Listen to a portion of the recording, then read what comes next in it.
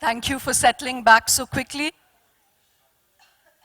Our next session is about the other great complex in Indian society, and actually societies across the world, which is the idea of politics and the creative possibility of politics in reimagining societies, in reorienting societies, in making new futures possible.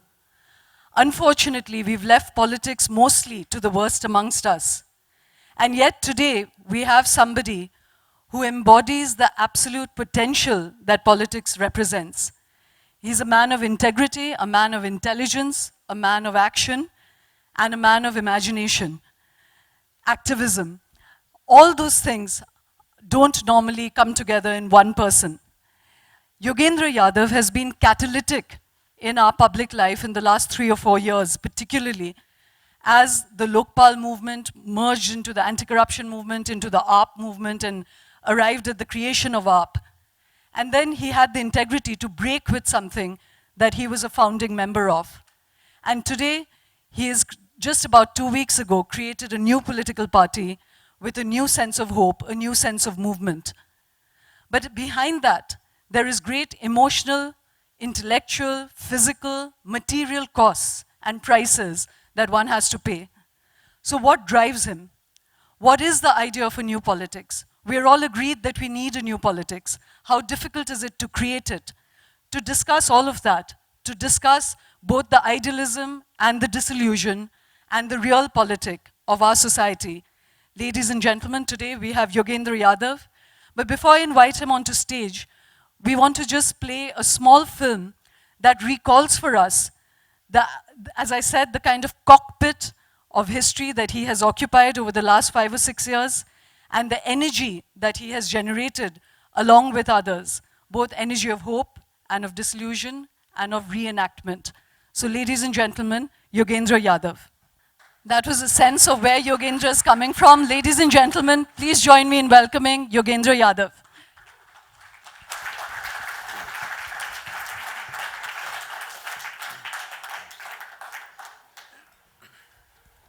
That was quite something. I didn't expect this.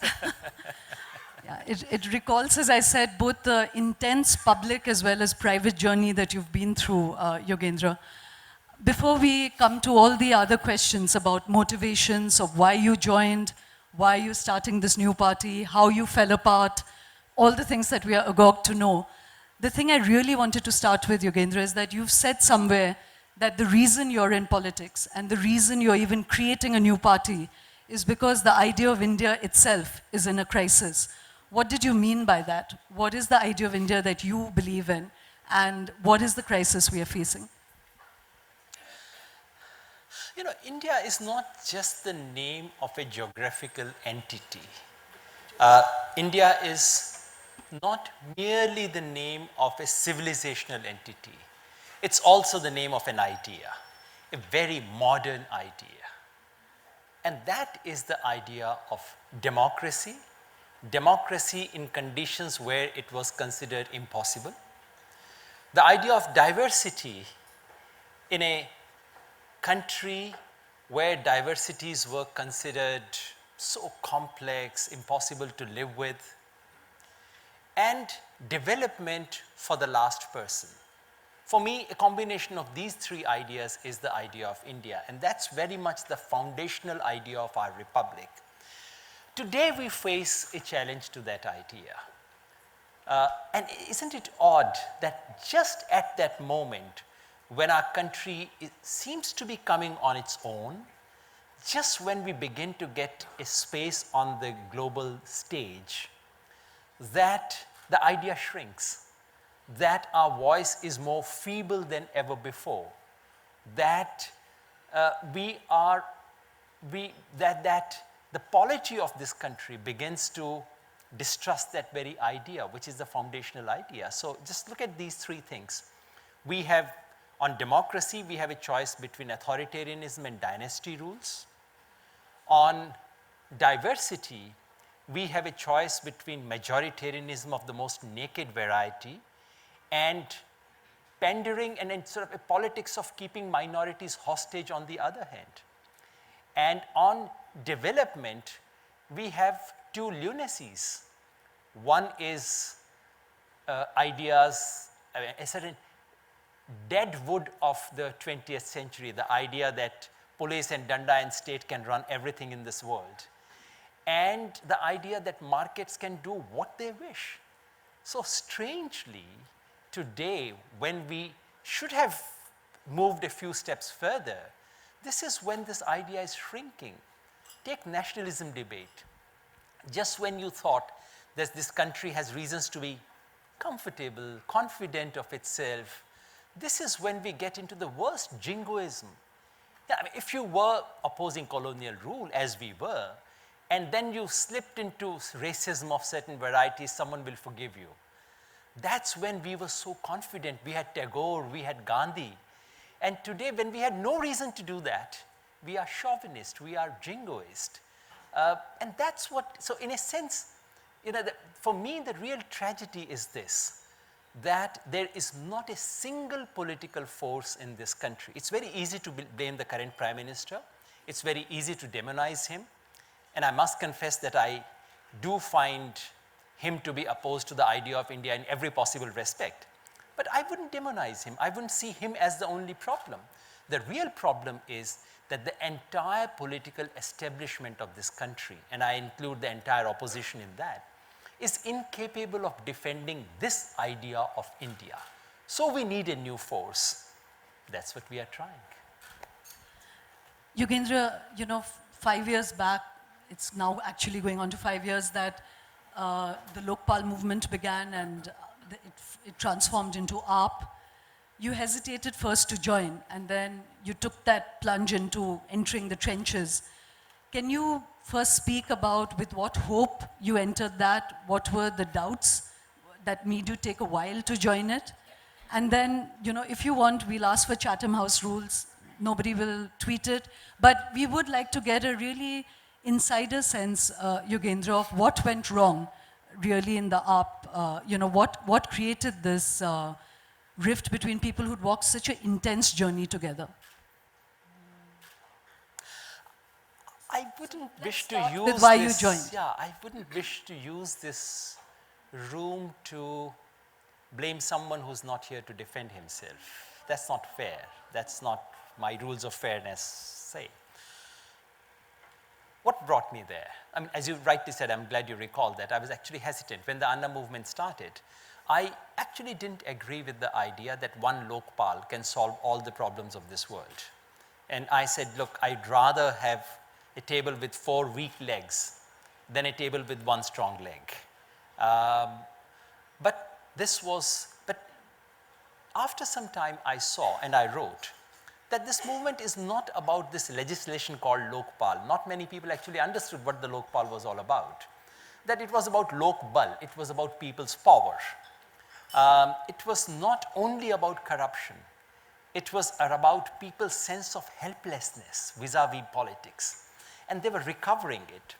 And I said, okay, when something like this is happening, do you want to stand out and blame and say, this is wrong with you, that's wrong with you? Or do you want to go in and say, I want to change, I want to transform? And I took the plunge. And to be absolutely honest, Shoma, if someone told me, if someone played all this beautiful thing that you put together to me again, the day I was about to join it and say, look, here is a glimpse of your future, I can tell you I'll do it again. I'll do exactly that once again. Because it's not about me. You know, when you get into something so large, you are a tiny speck in the universe. And even if you know you're about to be thrown away, you would be blown away, you would be blown apart. If your dharma, and Gurcharan is here, I hope he approves. If your dharma says this is what you need to do, how does it matter that you're about to be taken apart? So honestly, I'll do it again. I cannot say that I was not warned. To be absolutely honest here, I'm friends with Aruna Roy, I'm friends with Nikhil Dey, and they, great human beings as they are, people of deep integrity as they are, they did their friendly duty of warning me. Yogen, this is what you are getting into. This is what you are likely to suffer.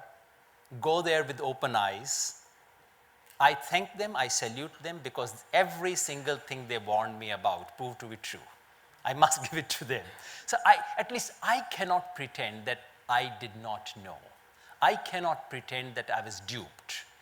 And in any case, blaming someone for these larger things is silly. All I would say is that I think Anna movement, as it is called, was a great churning in our society. Lokpal happened to be that occasion that triggered it. It brought something beautiful in our country. Millions of people took interest in politics for the first time in their life. I would say lakhs of people probably stepped out of their homes holding a candle who never thought they would do anything political in their life. And thousands of persons, mostly young, sacrificed their career, gave up these things, gave up comforts and so on. It brought out something so beautiful about our country. And I'm not one of those, I mean, the tone, the only thing I would slightly resent about this is the tone of a dream gone sour, a rise and fall of dash, dash, dash. No, it's not a story. I think the country has risen. Maybe people like us have failed. Maybe we did not come up to what the historic moments required us to. I failed, maybe some others also failed. Why blame others? Best to think about oneself. But the country has gained. Even today, the number of young persons who come and say, I'm willing to do something for the country. I can tell you, Shoma, 5 years ago, they wouldn't have come to me. So even the residue of what this movement has created is beautiful. Even the anger it has created, and I'm at the receiving end of that anger very often, even that anger is beautiful. Compared to a country which says, "Theek hai, hota hai, what can I do? Sab chalta hai." If you can actually collar someone, you can collar a Yogendra Yadav and say, why did you do that? I think that's something beautiful. The country has learned something. So I really think we as citizens are more aware, even if more angry. We are more demanding, even if more frustrated. I'd rather have a citizenry which is more frustrated and demanding than one which was just sleepy and said, "Koi nrap hoye hame kya hani." That's not what we want. So it's not a very personalized answer, but I don't think of these things in a very personal manner. And honestly, when I asked about, I just offered that Chatham House rule not in a prurient way to get the household details out from you, but more really to understand that what is it? You went against your instinct in some ways. You had misgivings about the anti-corruption movement, and yet you still joined it. You've given us some indication of why you joined it, this upspring of hope and of young people believing in politics again. But what was it that could make you move away from something so momentous? What were the principles on which you moved away? Sorry, I see a beautiful picture here.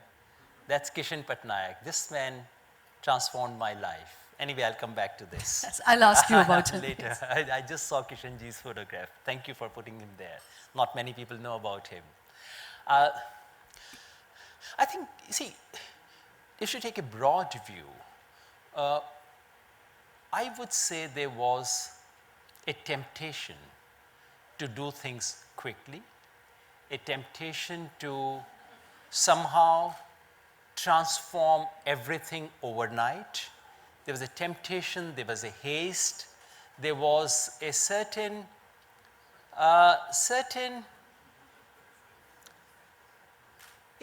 inability to think long term. Politics is a business of the very long term. And I think where we possibly went wrong, and I would say again was in first giving rise to unrealistic expectations that something was going to happen by day after tomorrow morning. Nothing happens by day after tomorrow. And anyone, including me, who offered this, if we did, must have been duping people. And once you make this promise and you start believing in it, and if you are not prepared for this, then when you encounter reality, then you have only 2 or 3 options. One is to say, sorry, I was wrong, I've realized it now, and can we start afresh? Or to go on that line of duping and sort of, you start duping yourself, you start duping everyone else. I think a lot of that happened. And where we went wrong, which is to say people like Prashant Bhushan and I, in retrospect, as I said, I would go back again to Anna movement, I would participate, I would join this party, I would do everything I did. The only one thing that I would perhaps change is to be more cautious, more careful about how an enterprise like this should be structured internally. I think we were too trusting, or maybe trusting is too nice a way of putting it, maybe too naive, not so careful in demanding that the political party that was coming out of this experiment should have many safeguards built into that, and in not blowing the whistle when the first signs of things going wrong started. First signs of personality cult, first signs of opportunism, first signs of things going wrong. We took, I think, in retrospect, I think we should have been much more careful, much less trusting, but that's what you learn. Yogendra, you said that you wouldn't like to do down people who are not here, so I'm going to speak a little bit in their voice and pose some of the questions that must have occurred to them, which is really the tension between idealism and real politic. We are living in a time when to be effective, you also, and in fact, it's interesting, you yourself have said elsewhere that in politics you need a minimum scale, and that there is no point being a well-meaning, do-gooding body in the corner. So that is something that Arvind Kejriwal managed to achieve, along with everybody else, but he had a knack for spectacle, for scale, for noise, for that street fight. And that movie recalls the kind of energy that was generated at that time. Do you think that it can ever be resolved, this desire to have a very pure politics and what politics actually takes? So today, while many people are disappointed with him and with AAP and with the promises that were made, the fact of the matter is that they had a sweeping victory in Delhi. They are poised to perhaps win in Punjab. They're certainly a very big player in Punjab. And they're also a very big player in Goa. This is possibly unprecedented in history, the pace of this achievement. What do you have to say about that, And contrasted with that is, say, the party that you're starting now, which has much less attention on it, may be purer in intention, but may eventually be less effective. Would that be a fair question to pose to you? It's very fair. It's actually, it would be wrong not to ask a question of this kind. Can everybody hear Yogendra at the back? Okay, I'll be a little louder. Maybe I should bring it closer. I thought this was, no, it's absolutely a fair question. You are right to say that Aam Aadmi Party's success was truly spectacular. For something like 3 decades, many social movements made unsuccessful attempts at transforming themselves into electoral organizations. They never achieved the scale. And I used to say there are 2 or 3 requirements. You have to have a big scale. In politics, the minimum is, you don't start with minuscule and then gradually upscale. And the trouble with politics is that it's like rocket launching. Either you go boom and you cross the threshold of gravity, or within 15 seconds you are down. That's the trouble with politics. And we have produced that the minimum requirements are so high, the threshold of viabilities are so high that most movements have failed, most movements that I knew. And Aam Aadmi Party succeeded. And if you ask me, even today, I would give the principal credit to Arvind Kejriwal. I thought there's something brilliant about him in trying to harness these energies, in trying to, because politics is such a demanding activity. And he has the capacity to bring it together, to transform it into, making that movement to cross that barrier of viability. That's a great achievement. The only question you would ask is, as you must ask about everyone in life, you've succeeded, but success for what? That, to my mind, again remains as a fair question as the question you asked me. Politics is, and you are right, the question of viability cannot be wished away. Politics is about making virtue viable, is about making virtue real. As I say in Hindi, Hindi is a better expression, Gurcharan would have better ways of putting it. But मैं कहता हूँ, शुभ को सच में बदलने का कर्म जो है वो राजनीति है. शुभ को सच में बदलने का. So it's about making virtue real, possible. Merely being virtuous is not politics.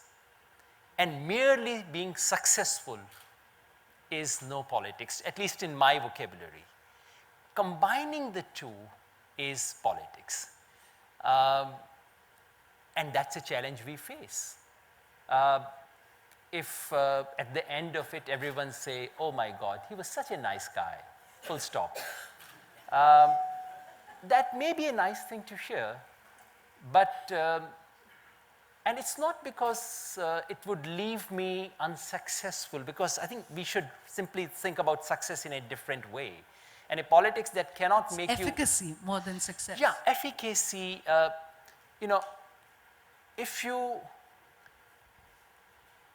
if all that you succeed in doing is to earn personal credit for yourself and leaving zero impact, zero impress on the world, then that politics is not worth pursuing. So politics is about doing both, and you are absolutely right to say small parties like ours face a very, very serious challenge. It's an uphill task. We are in a market where 99% enterprises fail. So I do realize what we are up to. Why are we into something as mad as that? Why are we into something as risky as that? Because someone has to do it. Because facing as we do, this is something that we, politics is such a high risk activity, and that's why most decent people step away from this. That some mad, stupid, silly, crazy people must step into this and try and scale this wall. And one thing that keeps me going, Shoma, is that actually there's nothing like failure. Those people, those movements, those parties which have failed in history, the socialists of the 60s, they failed. They transformed the grammar of politics of North India. The Green parties in Europe, except Germany, I think they've never succeeded in coming anywhere close to power. They have changed the agenda of politics in every single country. And those movements, those things which did not do even that, they produced some of the finest ideas. M.N. Roy had a band of 15 people around him, but one of them was Tarkunde, who founded civil liberties movement in this country. So politics has so many byproducts that those who are practicing it don't realize it, and lest this conversation gets serious, let me also say some of the best love poetry of 20th century India was produced by politics. Some of the best cinema of 20th century came after contact with politics. Some of the best novels of 20th century were product of politics. So what is failure? I don't know. I just want to... Thank you. I want to pursue the idea of real politics a little bit more, Yogendra, that, this idea of inner party democracy muscular leadership. You know, I just want to ask you, is it possible to do it otherwise? You know, Rahul Gandhi has sunk the Congress in his pursuit of inner party democracy. They're down to a party of 44 seats, you know, in the 125th year of Nehru. It can't get more ironic than that. This pressure that, say, you and Prashant and the other idealists within the party were putting on Arvind and the other pragmatists was about not giving tickets to people who were not merit-worthy, or of not being opportunistic, not taking the shortcuts. My question again is, Yogendra, that today he has intervened, you know. You have actually very eloquently talked of other ways in which idealistic parties can intervene. But just talking about mass scale, is it possible in today's politics, if we want to create a new politics, is it possible to be as pure as you set out to be? Should we forgive this act of pragmatism that continues in politics? We should forgive everything. We should forgive because what we forgive is not external, it's something inside you. And we should always forgive oneself. Rahul Gandhi has sunk Congress party not because he's practicing inner party democracy, but because he's practicing politics which is visionless, which is courageless, which has no sense of direction. And that kind of a politics must sink. It's for the good of this country that that kind of politics sinks. To give him credit for doing it for the sake of inner party democracy, I don't know. So, but more to the point, Aam Aadmi Party won 67 seats out of 70. Suppose they had not given tickets to some of those shady characters, and we see some skeletons tumbling out every day.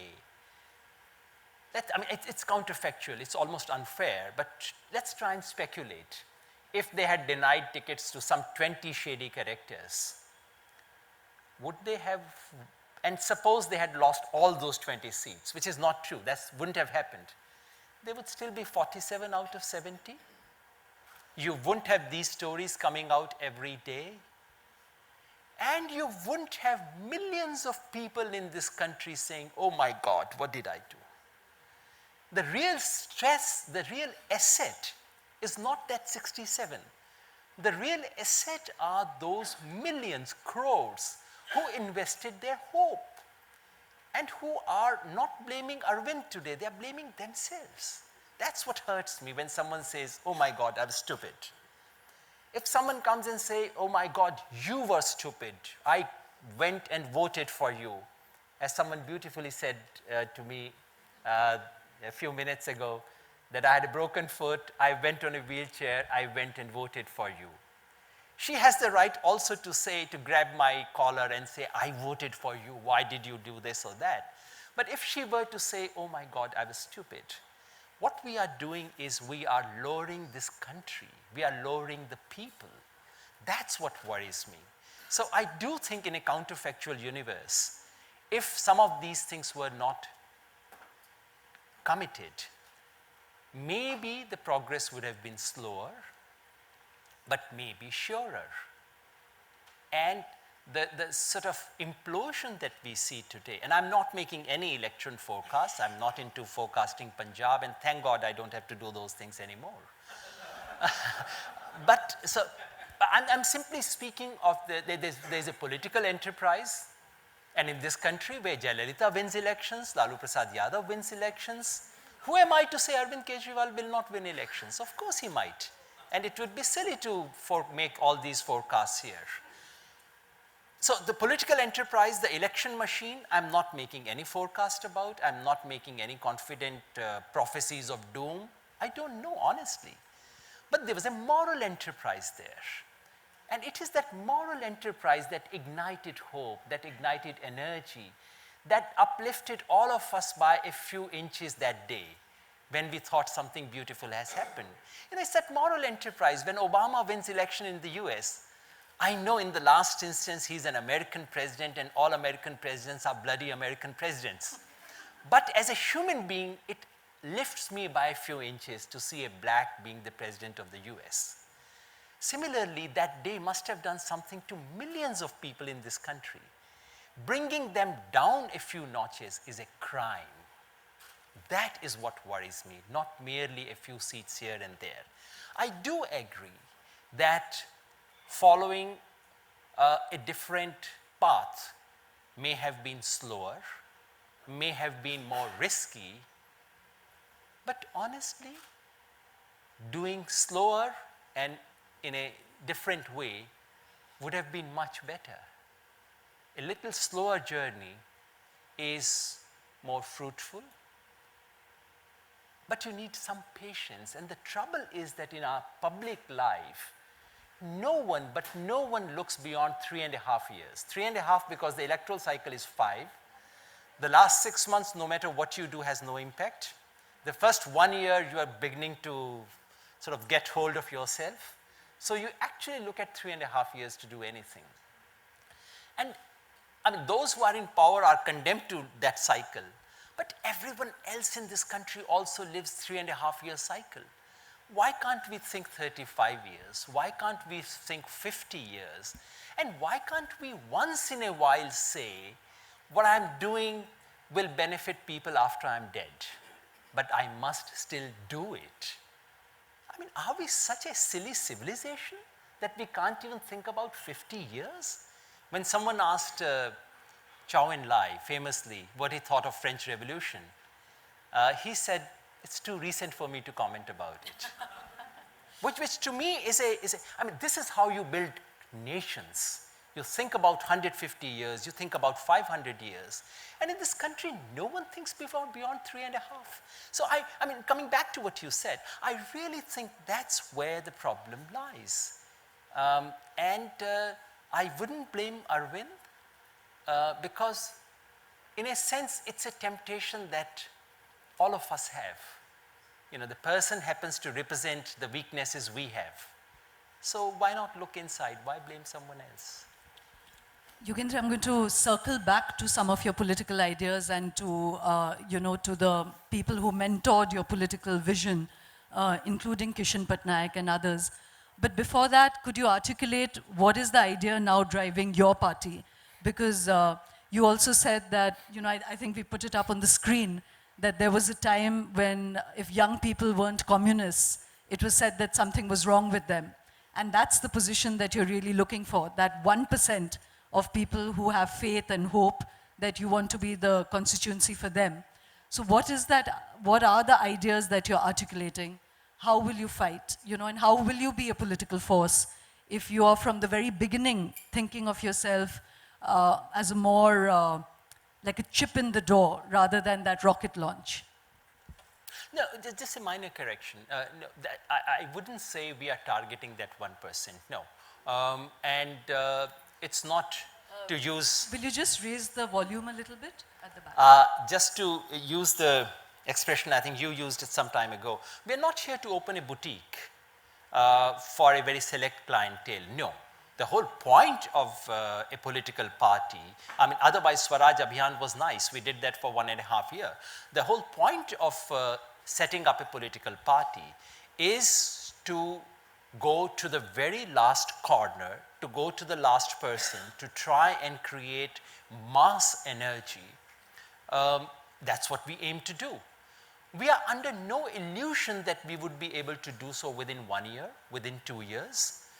And you have to go slow. That rocket launch simile is something, is absolutely right. It's just that you have to select a certain territory.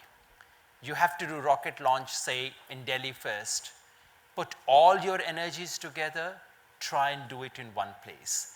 The point about young people is when I was talking of the fallback options, when I say success and failure of politics, what is the, how do you begin doing something as big as this?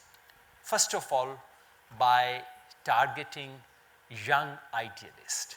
So what's my ambition for the party? If I said the party in 1 year would become all India party and would have people in Tamil Nadu and Gujarat voting for it, I would be living in a fool's paradise. But if I say that of the young and idealist, we should become #1 option, The young and idealist may be 1%, they may be 0.1%. Fortunately, we are a large country, we are not Norway or Sweden. We are large enough, 0.1% is large enough. And if we were to become number one preference for them, then that small bit is large enough to transform this country. So yes, that's a segment we would target more, but not with a view to remaining a party only of that. You need that idealist energy to transform. And do remember, all the great big things in this country, in this world, were begun by a handful. And that's what you need in politics. So it's in that context that I made it. We want to scale up, we want to be viable, and we do look forward to a time when we would be a viable political force. It is going to be difficult because of resources. Resource constraint is such a major constraint. Linked to that is the media space. You do something very sane, you make very sensible statement, they say, oh, Yogendra Yadav is so sensible, full stop. If I were to, in this room, say something lousy, crazy, stupid, obnoxious, vulgar about Arvind Kejriwal, I would have a front page tomorrow. You know, if I don't, you will all go back home saying, ah, that man was sensible. That's the end of the story. But that doesn't mean that you start doing those things. That the real challenge is to be able to communicate without being stupid, without doing those crazy things. And this is not a new challenge. I mean, you know, current media has made it worse, and sometimes I feel so completely helpless. But this challenge existed in the time of Mahatma Gandhi. And if there's one person we need to learn from, I think it's Mahatma Gandhi. That man, I know there are some some friends who work in ad industry. Mahatma Gandhi could have been the best ad person, you know, someone who wrote advertisement lines. He had this amazing knack to do the most sensible things and to create the finest of theater out of it. You know, we've run down theater, we say theater karta hai. Theater is too nice, it's too serious a thing to be used like that. But that's the ability we need. Probably I don't have it. So, Yogendra, I wanted to ask you this question about, you said development. You know, I won't go into diversity and democracy because those are things that people, by and large, agree upon. But the big disagreement of our time is really the idea of development. And when we're talking about politics, Narendra Modi has captured people's imagination. So while there are many who criticize him from the side, the one dream he seems to have sold to people is the idea of development and growth. You, on the other hand, one of the questions that you have set for yourself is to ask, how can left politics express itself in the 21st century? You know, what is the space for kind of left politics, that last man, development reaching the last man? Again, you know, if the entire aspiration of our people have changed, do you think that your desire is anachronistic? Has the idea of development really changed? Do people no longer want you know, the kind of dreams that were being sold earlier? I wouldn't use the word left to describe myself. I've never used it. If saying that the last person must get the benefits of development, if that is left, then unfortunately there's a document in this country which is very, very left, and that is called the Constitution of India. So if that is left, but if left means a belief that everything has to be done by state, that human enterprise has no value, that markets should be done away with, and license quota Raj should prevail, then that's an orthodoxy which died about 25 years ago. Why rake it up? Why raise it again? So the challenge of our times is to think of well-being for the last person. Of course, the last person must come first in our imagination. How do we get well-being for the last person? By using intelligent tools which include incentives, which include market, which include enterprise. And I don't think it's impossible. The trouble is that economists have pushed themselves into such corner, and economics has become such an ideologized discipline that they still continue to fight those old battles. I refuse to believe that we don't have intelligent economists who cannot think of combining operations of market with well-being for the last person. So I'm still looking for that and would be very grateful for any help at the end of this session. Yogendra, we'll run out of time very quickly, so there are two questions that I want to put to you, if you could. One is that I know you said this is not a personal journey and the personal is not important, but if you could share with us some of the cost of being in politics. Please give us some insight in the difficulty of trying to create a new politics. And the second question is, again, a disheartening one, and you've said it elsewhere in other interviews, that social movements, the most inspiring of social movements, including the Narmada Bachao Andolan, which has spoken for millions of people, they lose their deposits again and again.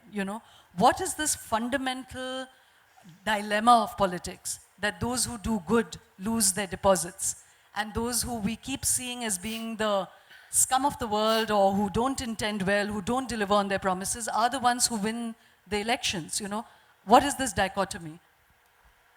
On the personal front, you see, it was not for me, as unfortunately the impression that goes out is here was a psephologist on television who one day took a plunge in politics. That's not my story, it's someone else's story, but it's not mine. From my college university days, I was very interested in, I met this person, Kishan Patnaik, who transformed my life. And I wanted to be in politics, and I used to spend most of my life that you never got to see on television with social movements, traveling to different parts of the country, and often asking myself, why can't I be like them? Why can't I do this? What am I doing in Delhi? So honestly, when I took that plunge in politics, I started being who I really wanted to be. At age 50, I said, all right, I'm now doing what I always wanted to do with my life. Costs, yes, there were many. To begin with, my income was 1/3 of what it used to be. Thank God, my wife is a professor in university, and so we can still have our dal roti. And my expenditure was just the double of what it used to be. So that's the first impact. More seriously, I think it's family. They had to pay enormous price. My kids are in school at a time which is so critical in their life. They still feel that they were deprived of their father when they needed him most. My daughter is in +2. She's reading the books I wrote. You see, I wrote those NCERT textbooks in the hope that one day my children will read it. And just when she's studying it, I cannot sit with her and teach her. It's hard to explain the pain of this. For me, the dream, when I was writing those books for 3 years, I did nothing but write NCERT textbooks for class 9, 10, 11, 12, exposing children to politics. And the secret hope was that one day my children will get to read these books. And today I can't sit with them. And one day she asked me, why did you not consult us before taking this plunge? I said, we thought very hard about both of you. Your mother and I, we discussed for hours. She said, but you discussed with each other. Did you discuss it with us? I had no answer. So the personal journey is painful. And that day when there was this little drama there, 28th of March last year, when I stepped into that meeting of Aam Aadmi Party National Executive, and there were hundreds of people holding the banner, Gaddaron ko party se bahar nikalo. They wouldn't look into my eyes because they knew what they were doing. I knew what they were doing. I knew whose orders they were following, and I could see the situation from outside. But still, to walk through that crowd, the only thing I said to myself was, "Ye aag ka darya hai aur doob ke jana hai." That's what I did.